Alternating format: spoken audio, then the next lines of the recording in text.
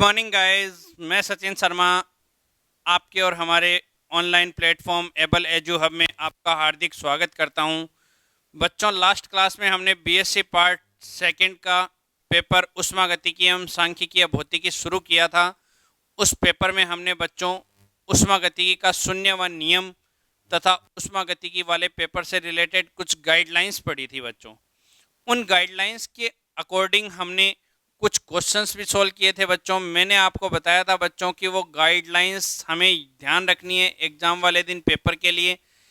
उस गाइडलाइन से बच्चों हम क्वेश्चन जो हैं न्यूमेरिकल क्वेश्चंस वो बहुत ही इजीली कर पाएंगे एग्जाम वाले दिन। वो एक ही गाइडलाइन की स्थिति थी, एक लाइन याद रखनी थी हमें, statistical physics and thermodynamics validate follow guideline and useful hints.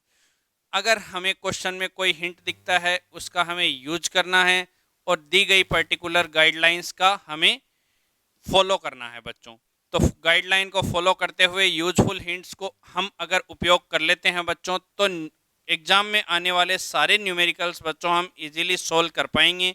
ये हमने कुछ लास्ट क्लास में देखे भी थे क्वेश्चंस। नेक्स्ट क्लास में हम अब इस क्लास में बात करने जा रहे हैं बच्चों ऊष्मागतिकी के प्रथम नियम की। बच्चों, ऊष्मागतिकी शून्यवें नियम की बात हमने की थी बच्चों। उसमें हमने ऊष्मीय साम्य से रिलेटेड स्थितियां पढ़ी थी। ऊष्मीय साम्य में बच्चों हमने ये बताया था कि किसी भी ऊष्मागतिक निकाय को अगर वह ऊष्मीय साम्य में स्थित हो तो ऊष्मीय साम्य में ऊष्मागतिक निकाय स्थित होते समय किसी ऊष्मागतिक निकाय में गैसीय अणु का एक अणु का दूसरे अणु से वही संबंध होता है जो दूसरे का पहले अणु से होता है। इसी प्रकार दूसरे अणु का तीसरे अणु से वही संबंध होता है जो तीसरे का दूसरे से होता है। तो पहले और तीसरे में भी वही संबंध होना चाहिए। तो ऐसी कुछ स्थितियां हमने डिफाइन की थी ऊष्मागतिकी के शून्यवें नियम के लिए, जो ऊष्मीय साम्य की स्थितियों में लागू की जा सकती हैं। बच्चों, तो अब हम बात करते हैं ऊष्मागतिकी के प्रथम नियम की। तो ऊष्मागतिकी के प्रथम नियम की बात करें, फर्स्ट लॉ ऑफ थर्मोडायनेमिक्स की बात करते हैं। फर्स्ट लॉ ऑफ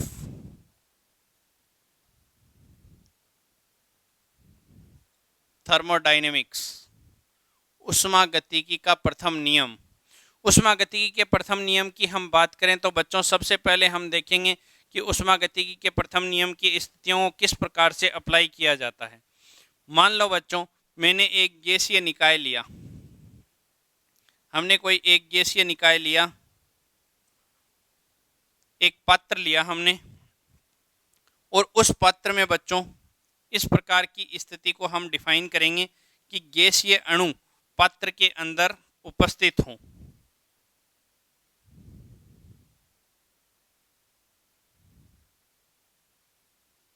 ये एक पात्र है बच्चों, इस पात्र के अंदर गैसीय अणुओं की स्थिति रखी हुई है। किसी पात्र के अंदर गैसीय अणु रखे हुए हैं और पात्र को बच्चों पिस्टन से कवर किया हुआ है। अपना ऊपर से पिस्टन के द्वारा पात्र को ढक दिया गया है।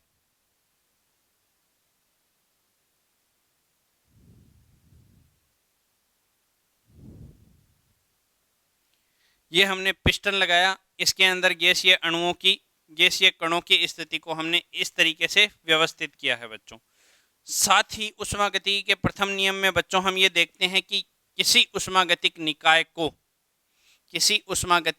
को जिसमें गैस के अणु विद्यमान हैं, मोल के रूप में गैस रखी हुई है, और एक मोल गैस के अंदर 6.023 इंटू 10⁻23 के ऑर्डर में गैस के अणु विद्यमान रहते हैं। बच्चों, तो अवोगाद्रो संख्या के बराबर अनगिनत संख्याओं में गैस के अणु इस पात्र के अंदर विद्यमान हैं। मान लो बच्चों, हमने इस पात्र को बर्नर से गर्म करना शुरू किया और बर्नर से गर्म करते हुए जैसे ही हमने टेम्परेचर दिया, पात्र को टेम्परेचर बढ़ाया, जैसे जैसे ये गर्म होता जाएगा टेम्परेचर बढ़ता जाएगा, इंक्रीज करता जाएगा, जैसे जैसे गैस के अणुओं को ताप मिलता जाएगा। देखो, सबसे पहले बच्चों गैस के निम्न स्तर वाले अणुओं को ताप मिलेगा। जब इन अणुओं को ताप मिलेगा तो इनमें थर्मल एनर्जी आएगी। जब वो ऊष्मीय ऊर्जा का प्रवाह करेंगे आगे की ओर, तो इसकी ऊर्जा अपने से ऊपर वाले अणु के अंदर स्थानांतरित की जा सकती है। जैसे ही वह अपने अणु की ऊर्जा को स्थानांतरित करेगा तो ताप बढ़ाने पर बच्चों गैस के अणु अपनी ऊर्जा स्थानांतरित करते हैं गतिज ऊर्जा। गतिज ऊर्जा स्थानांतरित करेंगे तो बच्चों काइनेटिक एनर्जी होती है किसी भी गैसीय अणु की ½mv²। ये गैस का द्रव्यमान है अणु का, और ये अणु का वेग कहलाता है बच्चों। तो हम द्रव्यमान तो जानते हैं किसी भी वस्तु का नियत होता है, कांस्टेंट है। 1/2 भी एक कांस्टेंट क्वांटिटी होती है। इसका मतलब अगर ताप बढ़ रहा है तो काइनेटिक एनर्जी बढ़ेगी गैस के अणु की। अगर काइनेटिक एनर्जी बढ़ रही है तो 1/2 कांस्टेंट है, m कांस्टेंट है, तो v बढ़ेगा। तो हम ये कह सकते हैं कि किसी भी गैसीय अणु का ताप बढ़ने पर उस गैस के अंदर अणु का वेग भी बढ़ने लगता है। अणु का वेग भी बढ़ने लगता है। तो हम बच्चों कहेंगे ताप बढ़ाने पर गैस के अणुओं का वेग बढ़ने लगेगा पात्र के अंदर। जैसे ही गैस के अणुओं का वेग बढ़ने लगता है बच्चों, गैस के अणु यादृच्छिक रूप से गति करते रहते हैं और एक दूसरे को एनर्जी ट्रांसफर करते रहते हैं। ये एनर्जी गैस के अणु की आंतरिक ऊर्जा होगी। तो यहाँ जैसे जैसे टेम्परेचर बढ़ेगा वेलोसिटी बढ़ेगी, वेलोसिटी बढ़ेगी तो बच्चों काइनेटिक एनर्जी अपने आप बढ़ेगी। जैसे जैसे हम वेलोसिटी को बढ़ाते जाएंगे, यहाँ इंक्रीज करेंगे, काइनेटिक एनर्जी भी इंक्रीज होगी।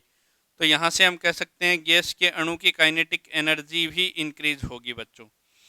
अब बच्चों हमारे पास स्थिति है काइनेटिक एनर्जी की, जबकि गैस के अणु के पास उसकी दो प्रकार की ऊर्जाएं रहती हैं बच्चों। एक तो होती है काइनेटिक एनर्जी, एक होती है बच्चों पोटेंशियल एनर्जी। काइनेटिक एनर्जी और पोटेंशियल एनर्जी का जो कुल योग है बच्चों, वो आपका टोटल अणु की आंतरिक ऊर्जा इंटरनल एनर्जी यू के रूप में प्रकट किया जाता है, प्रदर्शित किया जाता है। तो अगर हम काइनेटिक एनर्जी को लिखें ½ mv² से, पोटेंशियल एनर्जी को भी रिप्रेजेंट करें, तो पोटेंशियल एनर्जी गैस के अणुओं की पोटेंशियल एनर्जी आदर्श और वास्तविक गैसों की स्थिति में अंतराण्विक बलों के कारण शून्य होती है। तो पोटेंशियल एनर्जी तो हो जाएगी शून्य। अगर काइनेटिक एनर्जी इंक्रीज करेगी तो इंटरनल एनर्जी भी इंक्रीज करेगी। तो हम यहाँ देख रहे थे ताप बढ़ाने पर वेलोसिटी बढ़ेगी, और वेलोसिटी फंक्शन होता है काइनेटिक एनर्जी का। तो वेलोसिटी बढ़ने पर काइनेटिक एनर्जी भी बढ़ने लगेगी। जैसे जैसे काइनेटिक एनर्जी बढ़ती है बच्चों, पोटेंशियल एनर्जी 0 है, तो गैस के अणु की काइनेटिक एनर्जी बढ़ने पर उसकी आंतरिक ऊर्जा भी बढ़ने लगती है। तो गैस के अणु की यहाँ से आंतरिक ऊर्जा भी बढ़ने लगेगी। धीरे धीरे हम ये देखते हैं कि हमने केवल पात्र पर ताप बढ़ाया था गैस के अणु के लिए, उस गैस के अणु का वेग बढ़ने लगा, धीरे धीरे गतिज ऊर्जा बढ़ने लगी एवं आंतरिक ऊर्जा में वृद्धि होने लगी। जैसे ही अणु की आंतरिक ऊर्जा में वृद्धि होती है, अणु बहुत तीव्रता से यादृच्छिक गति करने लग जाते हैं बच्चों। गैस के अणु यादृच्छिक गति करेंगे, इधर उधर टकराएंगे, एक दूसरे से टकराएंगे, तो टक्कर के फलस्वरूप ये टूटेंगे तो बच्चों यहाँ काइनेटिक एनर्जी इंटरनल एनर्जी बढ़ने पर ये अणु एक दूसरे की दिशा में यादृच्छिक रूप से गति करते हैं। मान लो ये वाला अणु है, ये ऊपर की ओर गति कर रहा है, ये वाला अणु है ये इस दिशा में गति कर रहा है, ये वाला अणु है ये नीचे की ओर गति कर रहा है, ये वाला अणु है ऊपर की ओर गति कर रहा है, ये इधर की ओर गति कर रहा है। तो अलग अलग दिशाओं में सभी गैस के अणुओं की गति संभव होगी बच्चों। जैसे जैसे गैस के अणुओं की अलग अलग दिशाओं में गति संभव होना शुरू हो जाती है बच्चों, हम ये कह देंगे कि गैस के अणुओं की अलग अलग यादृच्छिक गतियाँ, गैस के अणुओं की अलग अलग यादृच्छिक गतियाँ होने के कारण ये सभी गतियाँ पात्र की, गैस के अणुओं की गतियाँ गैस के अणु पात्र की दीवारों की तरफ गति करने लगेंगे। जैसे ही ये गैस के पात्रों की ओर, दीवारों की ओर गति करते हैं, पात्र पर प्रेशर लगा देते हैं, तो यहाँ बच्चों पात्र दृढ़ आधार का बना होता है। तो ऐसी स्थिति में दीवारें तो पात्र की हिलाई नहीं जा सकती, केवल हिलाया जा सकता है पिस्टन। तो जैसे जैसे प्रेशर बढ़ता जाता है लगातार, पिस्टन ऊपर की ओर उठना शुरू हो जाता है। तो आंतरिक ऊर्जा बढ़ने पर गैस का प्रेशर बढ़ेगा, गैस के अणु का प्रेशर बढ़ेगा पात्र के ऊपर।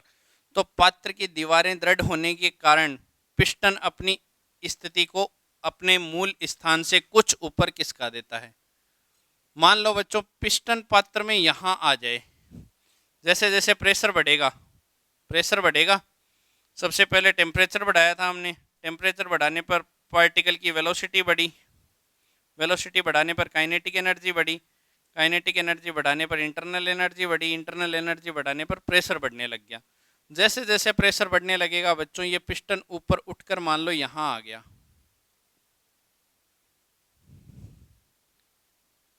पिस्टन की स्थिति इस समय यहाँ है। मान लो पहले जो पिस्टन यहाँ था उस समय पात्र का आयतन V था, तो अब पिस्टन यहाँ से यहाँ तक आ गया तो पात्र के आयतन में dV परिवर्तन आ गया, यहाँ से यहाँ तक dV परिवर्तन आ गया।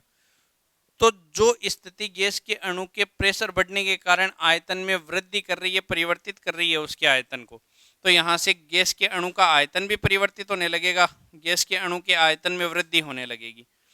यहाँ जैसे जैसे गैस के अणु में आयतन में वृद्धि होती है बच्चों, गैस के अणुओं को फैलने के लिए स्पेस अधिक मिलने लगता है, और जैसे जैसे स्पेस अधिक मिलेगा अणुओं की अव्यवस्था बढ़ती जाएगी बच्चों।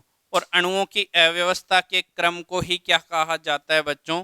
अणुओं की अव्यवस्था के क्रम को ही कहा जाता है एंट्रोपी। तो धीरे धीरे एंट्रोपी का भी मान वृद्धि करने लगता है बच्चों, एंट्रोपी भी बढ़ने लगती है। अब यहाँ बच्चों ध्यान देंगे हम, गैस के अणु के अंदर ताप बढ़ाने पर वेलोसिटी बढ़ेगी, वेलोसिटी बढ़ने पर काइनेटिक एनर्जी बढ़ेगी, काइनेटिक एनर्जी बढ़ने पर गैस की आंतरिक ऊर्जा में वृद्धि होगी, आंतरिक ऊर्जा बढ़ने पर गैस के अणु पात्र की दीवारों पर प्रेशर लगाने लग जाते हैं, प्रेशर लगाने पर पिस्टन अपनी जगह छोड़कर ऊपर की ओर उठने लगता है, जिससे पात्र का आयतन वृद्धि करने लगता है।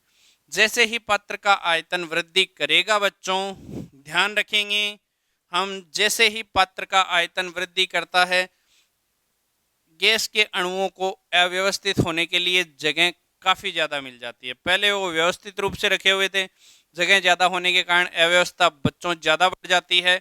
गैस के अणुओं की अव्यवस्था के इसी क्रम को एंट्रोपी कहा जाता है बच्चों। तो गैस के अणुओं की अव्यवस्था का क्रम ही एंट्रोपी कहलाता है। Disorder of randomness of particle और मॉलिक्यूल इज कॉल्ड एंट्रोपी। तो एंट्रोपी को यहाँ से रिप्रेजेंट किया जाएगा। तो सबसे पहले हम ध्यान रखेंगे बच्चों, पहली बात हम ध्यान रखेंगे यह कि किसी भी ऊष्मागतिक निकाय में गैस या निकाय के अंदर गैस भरी हो तो गैस के अणुओं को ताप देने पर गैस के अणुओं के वेग में वृद्धि होती है। वेग में वृद्धि होने के कारण उसकी गतिज ऊर्जा पार्टिकल की बढ़ने लगती है। गतिज ऊर्जा पार्टिकल की बढ़ने लगेगी तो वास्तविक और आदर्श गैसों के लिए गैस के पोटेंशियल एनर्जी का मान, गैस के अणु की पोटेंशियल एनर्जी स्थितिज ऊर्जा का मान वो लगभग शून्य हो जाता है। तो ऐसी स्थिति में गतिज ऊर्जा ही आंतरिक ऊर्जा की तरह व्यवहार करने लगती है, तो आंतरिक ऊर्जा का मान भी बढ़ने लगता है। आंतरिक ऊर्जा का मान बढ़ने पर प्रेशर का मान बढ़ने लगेगा, प्रेशर बढ़ने पर वॉल्यूम की वैल्यू बढ़ने लगेगी, पात्र का आयतन बढ़ जाएगा। और जैसे ही पात्र का आयतन बढ़ता है बच्चों, सबसे पहले हम ये डिफाइन करेंगे कि पात्र का आयतन बढ़ने पर गैस के अणुओं की अव्यवस्था बढ़ने लगेगी। जैसे ही अव्यवस्था बढ़ती है बच्चों, हम ये कह देंगे कि गैस के अणुओं की अव्यवस्था का क्रम ही एंट्रोपी कहलाता है। जैसे ही एंट्रोपी बढ़ी यहाँ से, तो हम यहाँ ये कह देंगे कि यही जो चक्रीय स्थिति है, किसी पात्र के अंदर गैस का ताप बढ़ाने पर वेलोसिटी का बढ़ना, काइनेटिक एनर्जी का बढ़ना, इंटरनल एनर्जी का बढ़ना, प्रेशर का बढ़ना, वॉल्यूम का बढ़ना तथा एंट्रोपी का बढ़ना, ये सभी स्थितियाँ अगर एक साथ बढ़ती हैं तो इसे हम ऊष्मागतिकी के प्रथम नियम के अंतर्गत प्रदर्शित कर सकते हैं बच्चों। तो प्रेशर बढ़ा तो आयतन में परिवर्तन हुआ dV, प्रेशर बढ़ा आयतन में परिवर्तन हुआ dV, तो ये तो P dV तो dW हो जाएगा। कार्य प्रेशर के कारण आयतन में वृद्धि हुई, किया गया कार्य बढ़ने लगा, ये तो कार्य को प्रदर्शित करेगा। साथ ही प्रेशर बढ़ा आयतन बढ़ा, लेकिन प्रेशर बढ़ा कब? जब गैस के अणुओं की आंतरिक ऊर्जा बढ़ी, तो गैस के अंदर की आंतरिक ऊर्जा में परिवर्तन भी बढ़ने लगेगा। तो गैस के अणुओं की आंतरिक ऊर्जा तथा किया गया कार्य, इसका कुल मान कुल ऊष्मा पर निर्भर करता है। तो हम ये कह देंगे कि गैस के अणु की कुल ऊष्मा को हम किस प्रकार से प्रदर्शित कर सकते हैं बच्चों, इस पात्र के अंदर भरी हुई गैस की कुल ऊष्मा में परिवर्तन कैसे हो सकता है? कुल ऊष्मा में परिवर्तन हो सकता है गैस की आंतरिक ऊर्जा में परिवर्तन। बच्चों, आंतरिक ऊर्जा में कैसे परिवर्तन होगा वो हमने देख लिया। आंतरिक ऊर्जा में परिवर्तन होगा गतिज ऊर्जा और स्थितिज ऊर्जा के आधार पर। अब स्थितिज ऊर्जा तो शून्य होती है बच्चों, गतिज ऊर्जा का मान लगातार बढ़ता जाता है, तो साथ ही आंतरिक ऊर्जा का मान भी बच्चों लगातार बढ़ता जाएगा। तो आंतरिक ऊर्जा तथा किए गए कार्य के फलन के रूप में प्रदर्शित की जाती है। तो यहाँ से बच्चों हम इसे लिख सकते हैं dq is equals to du plus pdv को कार्य में परिवर्तन से रिप्रेजेंट किया जा सकता है। तो dq is equals to du plus dw, यही ऊष्मागतिकी का प्रथम नियम कहलाता है बच्चों। ऊष्मागतिकी का प्रथम नियम यही है। ऊष्मागतिकी के प्रथम नियम की स्थिति को हम एक्सप्लेन करेंगे यहाँ से बच्चों। यहाँ से हम ये कहेंगे बच्चों कि ऊष्मागतिकी का प्रथम नियम ये कहता है कि किसी भी गैस या अणु की कुल ऊष्मा में परिवर्तन, उसमें आंतरिक ऊर्जा में परिवर्तन तथा उसमें किए गए गैस के अणुओं के द्वारा किए गए कार्य में परिवर्तन के योग के तुल्य प्रदर्शित किया जा सकता है। इसी को ऊष्मागतिकी का प्रथम नियम कहते हैं। समीकरण 1 ऊष्मागतिकी का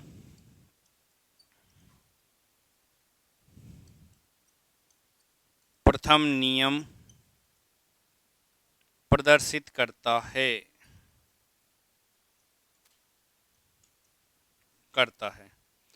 यहां से ये प्रथम नियम प्रदर्शित करेगा।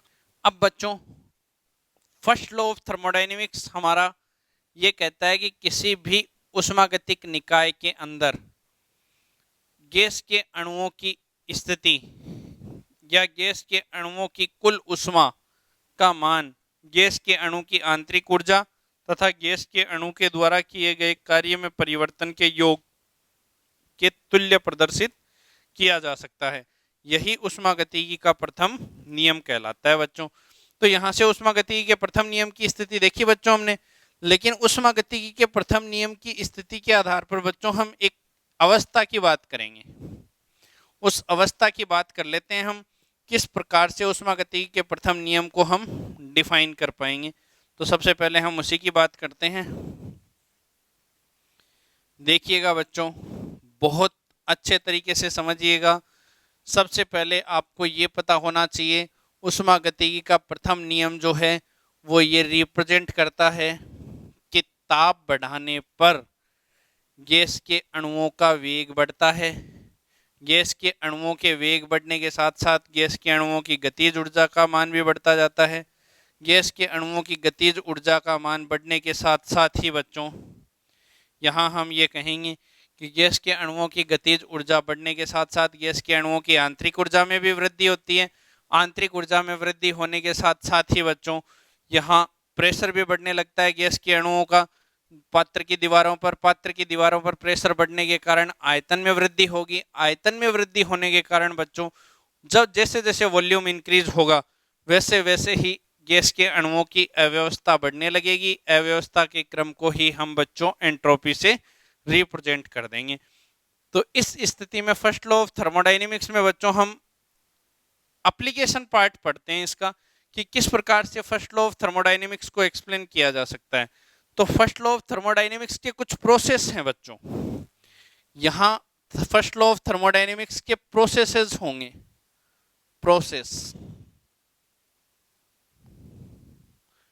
प्रोसेस कहलाते हैं प्रक्रम, ऊष्मागतिकी के प्रथम नियम के प्रक्रम। तो इसके प्रक्रम होंगे बच्चों 4।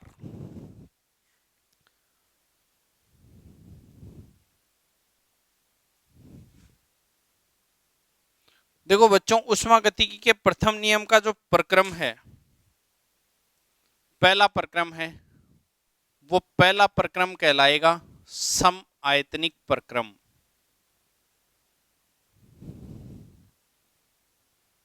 समआयतनिक प्रक्रम, इसे हम बोलेंगे आइसोकोरिक प्रोसेस समआयतनिक प्रक्रम। सिमिलरली सेकंड हम बच्चों पढ़ेंगे समदाबिक प्रक्रम। इसे हम बोलेंगे बच्चों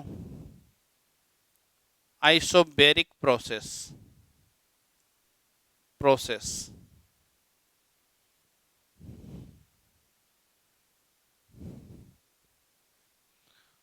और बच्चों तीसरा जो हिस्सा होगा वो कहलाएगा समतापिक प्रोसेस, समतापिक प्रक्रम,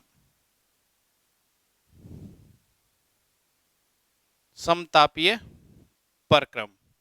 इसे हम बोलेंगे बच्चों आइसोथर्मल प्रोसेस,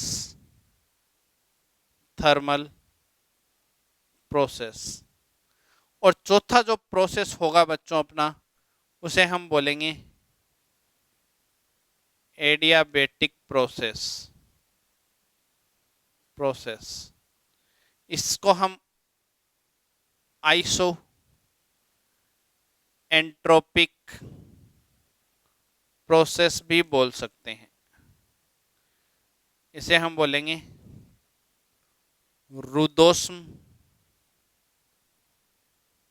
या सम एंट्रोपिक प्रक्रम। तो ये 4 प्रक्रम होंगे बच्चों। फर्स्ट लॉ ऑफ थर्मोडायनेमिक्स के टोटल प्रक्रम कितने प्रकार के होंगे? 4 प्रकार के। पहला प्रक्रम है समायतनिक प्रक्रम, दूसरा है समदाबिक प्रक्रम, तीसरा है समतापिक प्रक्रम और चौथा है बच्चों रुदोष्म या सम एंट्रोपिक प्रक्रम। सम आयतनिक प्रक्रम में बच्चों पहली कंडीशन हम ध्यान रखेंगे, सम आयतनिक प्रक्रम की स्थिति में आयतन एक समान होगा। आयतन कैसा होगा? नियत होगा। अगर आयतन नियत है तो आयतन में परिवर्तन कैसा होगा बच्चों? शून्य होगा। वह प्रक्रम जिसमें आयतन नियत हो तथा आयतन में परिवर्तन शून्य हो, ऐसा प्रक्रम क्या कहलाता है बच्चों? सम आयतनिक प्रक्रम कहलाता है बच्चों। दूसरे प्रक्रम की बात करें समदाबिक प्रक्रम। समदाबिक प्रक्रम में बच्चों दाब समान होगा। दाब को हम नियत रखेंगे। दाब को नियत रखेंगे तो दाब में परिवर्तन बच्चों कैसा होगा? शून्य होगा। तो याद रखेंगे बच्चों समदाबिक प्रक्रम में दाब कैसा होगा? नियत होगा। अगर दाब नियत होगा तो दाब में परिवर्तन प्रदर्शित करेंगे हम बच्चों शून्य से। तो याद रखेंगे अगर दाब नियत है, दाब में परिवर्तन शून्य है, तो ऊष्मागतिकी के प्रथम नियम का ऐसा प्रक्रम समदाबिक प्रक्रम के रूप में दर्शाया जाता है बच्चों। तीसरा है समतापिक प्रक्रम। समतापिक प्रक्रम में बच्चों ताप नियत रहेगा। देखो इसके नाम से ही पता चल रहा है बच्चों समतापिक प्रक्रम, ताप समान है, ताप समान है। यहाँ क्या समान था? दाब समान था। यहाँ क्या समान था? आयतन समान था। तो आयतन को समान रखा, यहाँ दाब को समान रखा बच्चों, यहाँ ताप को समान रखेंगे। ताप को समान रखेंगे तो ताप में परिवर्तन बच्चों आएगा शून्य। तो हम बच्चों कहेंगे कि ऐसा प्रक्रम जो ताप के शून्य नियत होने तथा ताप में परिवर्तन को शून्य प्रदर्शित करने पर ऊष्मागतिकी के प्रथम नियम को प्रदर्शित करे, ऐसा प्रक्रम समतापिक प्रक्रम के रूप में दर्शाया जाता है बच्चों। आखिरी प्रक्रम है बच्चों एडियाबेटिक प्रोसेस। एडियाबेटिक प्रोसेस में बच्चों एंट्रोपी शून्य होती है। एंट्रोपी शून्य होती है। एंट्रोपी शून्य नहीं होती है बच्चों, एंट्रोपी में परिवर्तन शून्य होता है। क्या होता है? एंट्रोपी में परिवर्तन शून्य होता है। एंट्रोपी में परिवर्तन शून्य होता है तो हो सकता है एंट्रोपी शून्य हो और हो सकता है एंट्रोपी कैसी हो? नियत हो। तो हमें उसने क्या कहा है? एडियाबेटिक प्रोसेस या आइसो एंट्रोपिक यानी सम एंट्रोपिक प्रक्रम के रूप में प्रदर्शित किया जा सकता है बच्चों। तो याद रखेंगे ऊष्मागतिकी के प्रथम नियम में बच्चों 4 प्रकार के प्रक्रम बताए गए हैं। चारों प्रकार के प्रक्रमों में पहला प्रक्रम है हमारा समायतनिक प्रक्रम। समायतनिक प्रक्रम में आयतन V नियत होता है, जिसके कारण आयतन में परिवर्तन कैसा होगा बच्चों? शून्य होगा। अगर आयतन नियत है, आयतन में परिवर्तन शून्य है, तो ऐसा प्रक्रम बच्चों क्या कहलाएगा? समायतनिक प्रक्रम। इसी प्रकार बच्चों दाब नियत है तो दाब में परिवर्तन शून्य होगा। तो दाब नियत दाब में परिवर्तन शून्य हो तो ऐसी स्थिति में जो बनने वाला प्रक्रम होगा बच्चों वो समदाबिक प्रक्रम कहलाएगा।